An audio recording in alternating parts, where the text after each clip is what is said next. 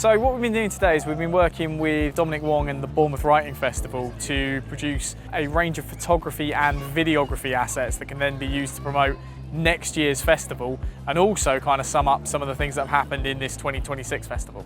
It's been quite an interesting day. So we've got 4 students that have been working with John Ball from Solid Photography, actually taking a range of different photographs that John will use for official promotion. We've then had different teams across our esports content creation, media production and our esports degree that have been doing a range of interviews. So we've had a team up at the Poetry Hub doing interviews and filming kind of different talks and things from a range of different poets. We've had a team here at Pavilion Dance that have been filming a lot of the talks from different writers and a lot of workshops and interviewing different guests. And then finally, I've been doing about 400 laps of Bournemouth, it feels, with a small team capturing B-roll of different events from actually all the different venues the festival entails.